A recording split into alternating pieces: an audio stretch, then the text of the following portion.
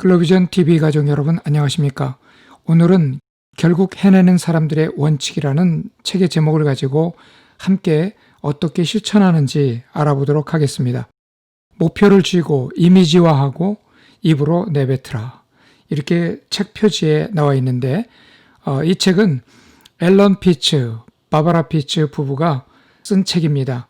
이 두 부부는 관계학 분야에서 가장 성공한 작가이며 이들 부부의 책은 100여 개국에서 2,700만 부 이상 판매되었으며 TV 시리즈, 연극, 영화로도 제작되어 1억 명이 넘는 사람들에게 소개되었습니다. 비행기가 이륙한 후에 항로를 따라 비행기는 목적지를 향해서 날아갑니다. 비행기는 이륙 전에 목적지까지 가기 위해 항로와 운항 속도, 기상을 철저히 점검하고 운항 중에 발생할 상황을 준비하고 시뮬레이션하며 준비합니다. 우리 인생은 예정된 항로를 따라 하늘을 나는 것과는 달리 삶의 정확한 목적과 방향이 없이 흘러갈 때가 있습니다. 안타깝게도 자기 삶의 항로가 어디로 향하는지조차 모른 채 살아가는 사람도 세상에 많이 있다는 사실입니다. 지금 현재 우리가 살고 있는 이 시대는 과거에 경험하지 못한 새로운 것을 경험하는 시대가 되었습니다. 저는 최근에 미국에서 20-30년 전에 1달러 내지 2달러 되는 주식을 사서 노후를 위해서 직장생활할 때 투자했던 사람 중에 30년이 지난 지금 500배에서 1000배 가치가 상승하여 백만장자가 된 은퇴자들의 이야기를 많이 들었습니다. 좀 부러운 생각이 들기도 하고 그러나 이제는 늦었다고 생각만 하고 있을 때가 아니라는 생각이 들기 시작했습니다. 그들의 강의를 들으면서 깨닫게 된 사실은 우리는 통신산업에서 1G는 1980년대, 2G는 1990년대, 3G는 2000년대에 시작되었습니다. 그런데 1G와 3G까지는 경제나 산업이나 기업이 산술급술적으로 성장했습니다. 그래서 이것을 우리는 영어로 linear progression이라고 이렇게 표현하지요.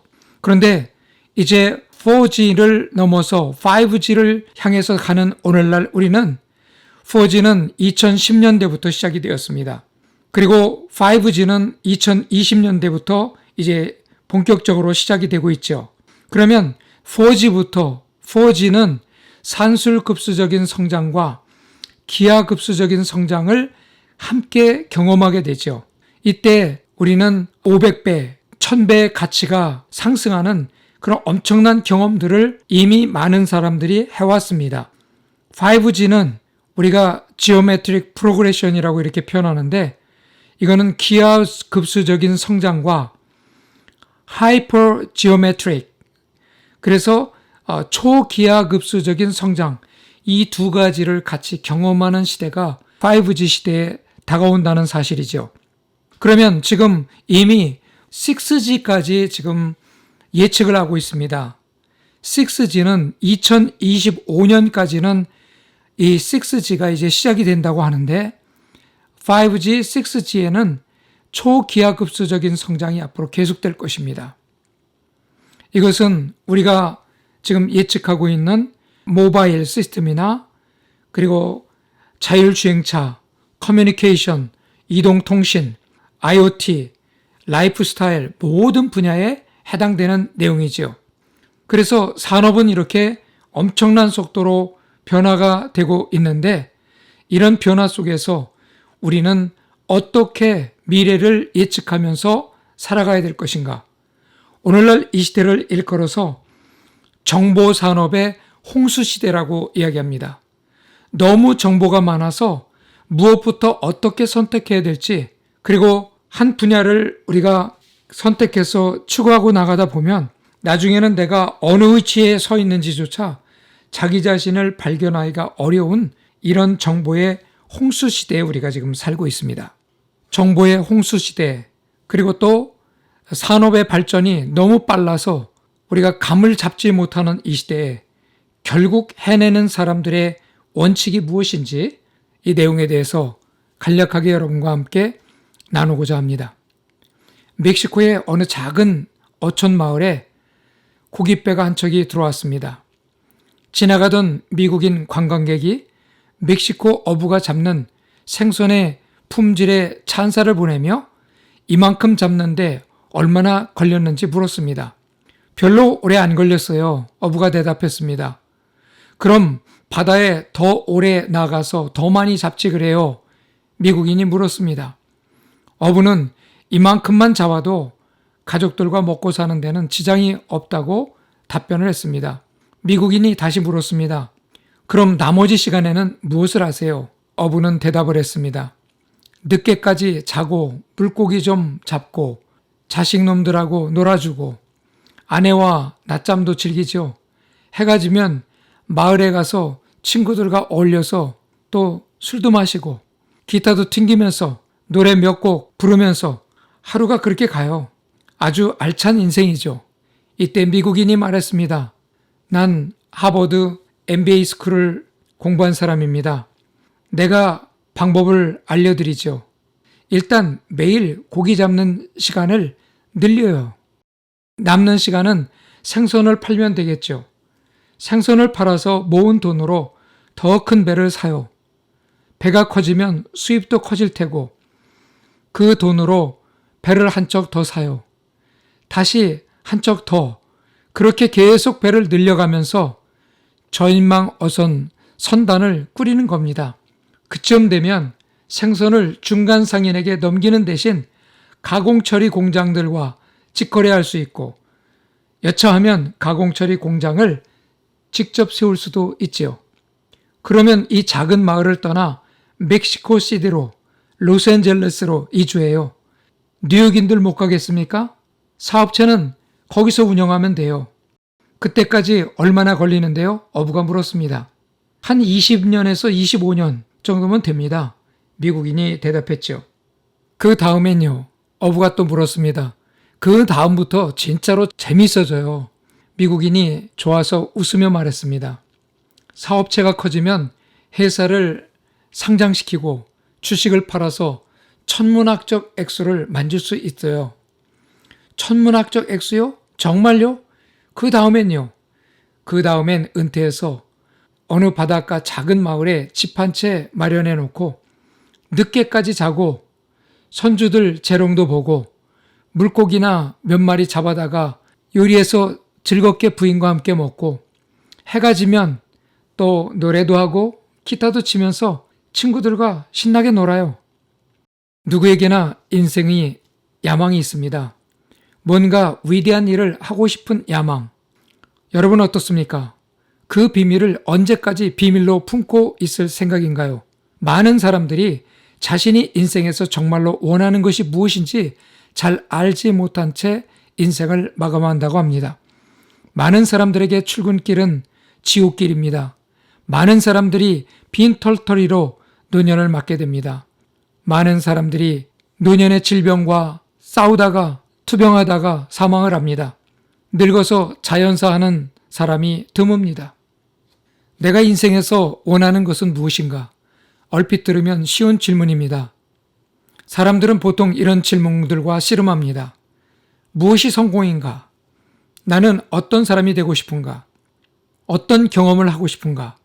나는 자산을 얼마나 축적하고 싶은가? 생각만 해도 가슴 뛰는 것. 누구도 그런 것을 하고 싶은 내면의 욕구가 있습니다. 하지만 대부분 욕구로만 남고 실현되지 못한다는 사실이죠. 인생에서 성취감을 얻지 못하고 결핍을 느끼는 이유는 자신이 원하는 것이 무엇인지 결정한 적이 없기 때문이라고 합니다. 그냥저냥 살아가는 것이죠. 무엇을 원할 것인가? 무엇을 시작할 것인가?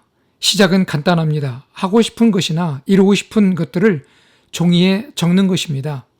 그래서 남들보다 앞서가는 비법은 출발하는 것입니다. 자, 그러면 첫 번째, 긍정적인 펜으로 쓰라. 목표를 꼭 펜으로 쓰는 이유가 있습니다. 캘리포니아 도미니칸 대학교 심리학 교수 게일 매튜 박사가 267명의 참가한 대상으로 연구를 했습니다. 거기에 목표를 손으로 쓰는 사람들이 그렇지 않은 사람들보다 목표를 이룰 가능성이 42% 높다는 것을 발견했습니다. 키보드로 글씨를 쓰는 것은 8가지 손가락 운동만 수반하고 상대적으로 소수의 뇌신경 연결망만 사용합니다. 이에 비해 손글씨는 최대 1만 가지 움직임을 수반하고 뇌에 수천 개의 신경회로를 만든다고 합니다. 이 때문에 손글씨가 목표에 대한 보다 강렬한 애착과 헌신과 의욕을 불러일으킨다는 것이죠. 물론 컴퓨터로 목표를 기록하는 것도 유용합니다. 하지만 목표를 컴퓨터 키보드로 입력하는 것이 스포츠카 운전을 묘사한 글을 읽는 것이라면 손으로 목표를 쓰는 것이 알프스를 누비며 스포츠카를 시운전하는 것과 같습니다. 그러니까 손글씨는 목표에 대한 정서적 몰입도를 월등히 높이고 동기부여 수준을 극적으로 끌어올린다는 사실입니다. 미국의 보험왕 출신 억만장자이자 성공행동연구가 폴 마이어는 목표 설정과 관련해 다음과 같은 결과를 제시했습니다. 미국인 3%가 목표와 계획을 글로 확실하게 써놓는다. 10%가 인생의 목표로 삼는 생각을 가지고 있다. 60%가 목표 설정을 고려하지만 금전적인 부분에 머무른다. 27%는 목표 설정이나 미래에 대해 생각해 본 적이 거의 없다. 마이어의 연구 대상자 구성은 다음과 같습니다. 3%는 엄청난 성공을 거둔다. 10%는 적당히 부유하다. 60%는 이른바 서민이다. 27%는 국가 보조나 자선의 의지에서 근근히 산다. 우리는 할 일이 분명하고 목표, 목록을 직접 손으로 써야 효과가 있다는 것을 말씀해주고 있죠. 미국의 최고 경영자들이 항상 손에 쥐고 다니는 것이 바로 노트패드입니다. 거기에는 항상 스크래치도 할 수 있고 그때그때 떠오르는 생각을 거기에 기록하지요. 오늘부터 목록을 작성하십시오. 내 흥미와 관심을 끄는 것이 무엇이든 목록에 올릴 수 있습니다. 목록의 항목들을 평가하지 마십시오. 그리고 문장이 아름다운지 완전한 문장인지 아닌지 그것도 중요하지 않습니다. 가슴이 시키는 대로 쓰기만 하면 됩니다. 꿈을 기록하고 반복적으로 생각해서 대뇌폐질 각성 시스템 일부인 RAS를 발동시키라는 것입니다. 이것이 바로 우리의 성공의 비결이라는 것이죠. 내 인생의 결정권은 나에게 달려 있습니다. 인생의 결정권 확보도 내 결정에 달려 있습니다. 지금 당장 결심하십시오. 내가 원하는 것을 가지고 내가 되고 싶은 사람이 되겠다고 마음에 결심하십시오. 내가 매일 하는 일이 나를 설레게 하는 일이 아니라면 거기서 탈출할 계획을 세워야 합니다. 조사에 따르면 대부분의 사람들은 자신이 밥벌이로 하는 일을 좋아하지 않습니다.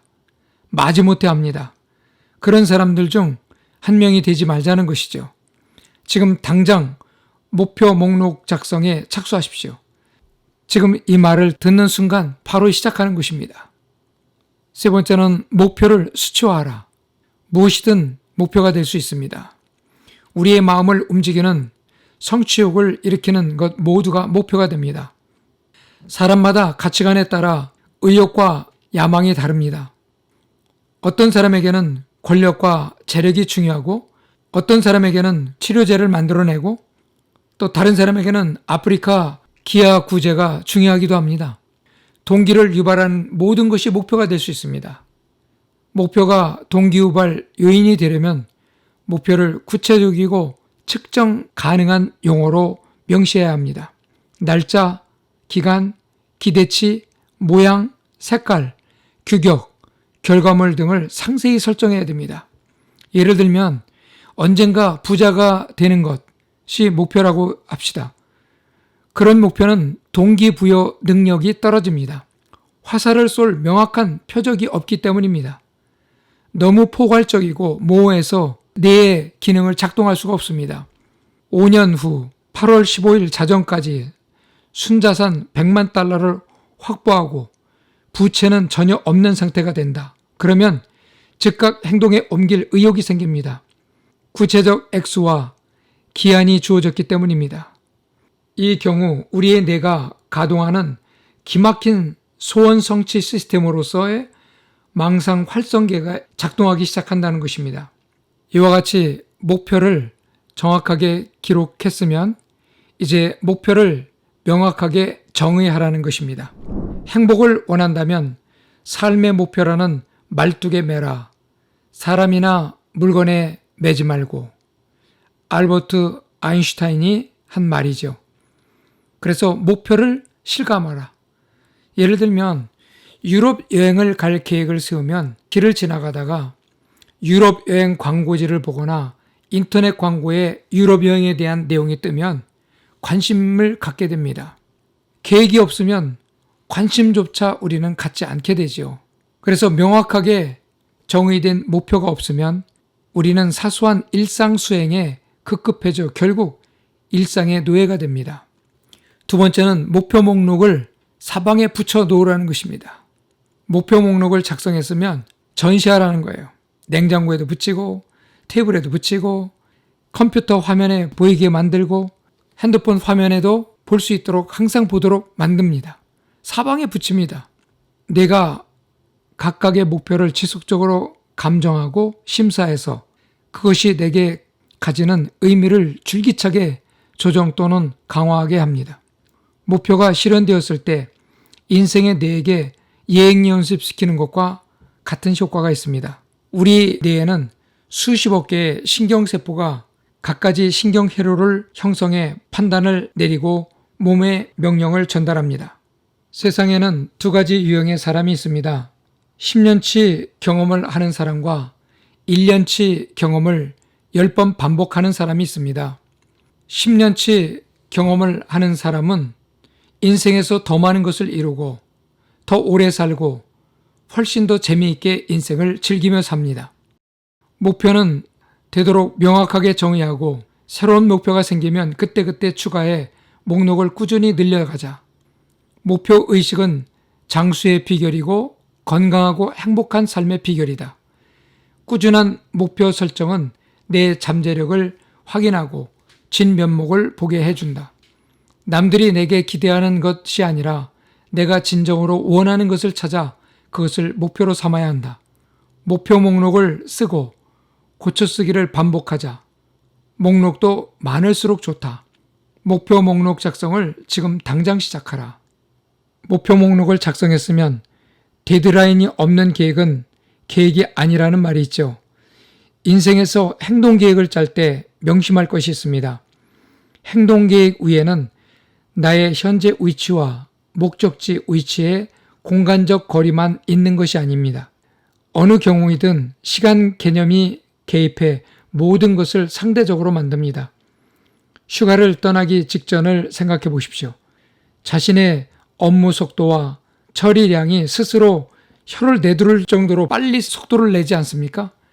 휴가 전까지 마쳐야 할 일들이 아직 남아있는데 마감이 지금 다가오고 있는데 여러분 이 마감을 정해놓으면 마감의 힘은 이처럼 강력한 능력이 있다는 것이죠. 마감은 사람들에게 박차를 가하게 합니다. 세상에 진행 중인 모든 프로젝트가 무사히 완결되도록 채찍질해야 됩니다. 그러면 좋은 데드라인에 세 가지 조건이 있습니다. 첫 번째는 현실적일 것. 현실적이라는 말은 달성 가능한 데드라인을 정합니다. 두 번째는 빠듯할 것. 이것은 긴박감을 주지 않는 마감은 있으나 마나한 것이죠. 촉박해야 결과물이 좋아집니다. 세 번째, 스타트 라인을 겸할 것. 이거는 심사숙고를 끝내고 지금 당장 시작하라는 거예요. 필요하면 조정합니다. 하지만 마냥 기다리지 말자는 것이죠. 딱 좋은 때는 아무리 기다려도 오지 않습니다. 그리고 시작부터 위대할 필요는 없지만 위대해지려면 시작을 하십시오. 행동을 개시하라. 가장 작은 걸음이 인생에서 가장 큰 걸음이 되기도 합니다. 중요한 것은 내딛는 방향입니다. 까치발로 시작되더라도 첫 걸음부터 빨리 떼야 됩니다. 우리 속담에 시작이 반이라는 말이 있죠. 우울합니까? 무기력합니까? 그걸 끝낼 날짜를 정해야 됩니다. 그래서 스트레스를 날려버릴 그것도 데드라인을 정하라는 것이죠. 부정적인 생각도 길어지게 되면 습관이 되고 부정적인 인격으로 바뀐다는 것이죠. 이를 극복하고 싶다면 슬럼프에 데드라인을 찍어버려야 됩니다. 구체적인 날짜와 시간을 정해 그때부터 과거에 대한 부정적인 생각을 딱 접어놓습니다. 그만두겠다고 결정하면 그만둘 수 있습니다. 그때부터 오로지 하고 싶은 것만, 되고 싶은 것만 생각하기로 결심합니다. 노년까지 사는 사람은 누구나 인생에서 적어도 3번의 재앙은 겪는다고 하죠. 질병이든 파산이든 가족 간의 어려움이든 죽음이든 누구나 삶을 통해 겪는 일이죠. 한 번 넘어졌다고 게임이 끝나는 것도 게임에서 퇴장하는 것도 아닙니다. 넘어진 자리에서 계속 넘어져 있을 때만 비로소 패배자가 된다는 것이죠. 비극이 태클을 걸어도 다시 일어나겠다고 거기서 힘을 얻고 일어나면 됩니다. 데드라인을 정하기 전까지 꿈은 그저 꿈에 불과하다는 사실입니다. 데드라인은 시행 명령과 같습니다. 시동을 걸고 전진 기어를 넣어야 됩니다. 모든 일에 데드라인을 부여할 수 있어야 됩니다. 부정적인 생각도 예외는 아닙니다. 대형 목표는 한 입 크기로 나누고 한 번에 한 조각씩 삼킵니다. 하나의 최종 데드라인보다 여러 개의 중간 데드라인을 둡니다. 데드라인을 맞추기 어렵겠다 싶으면 다시 수정하면 됩니다. 데드라인은 현실적이어야 하고 적당히 촉박감을 줘야 됩니다. 데드라인을 정했으면 즉시 시작하십시오. 데드라인은 곧 스타트라인입니다. 오늘 여러분들이 이 3가지를 자기 것으로 삼아서 인생에서 승리하는 여러분 되시기 바랍니다. 다음 시간에 유익한 내용으로 여러분을 찾아뵙겠습니다.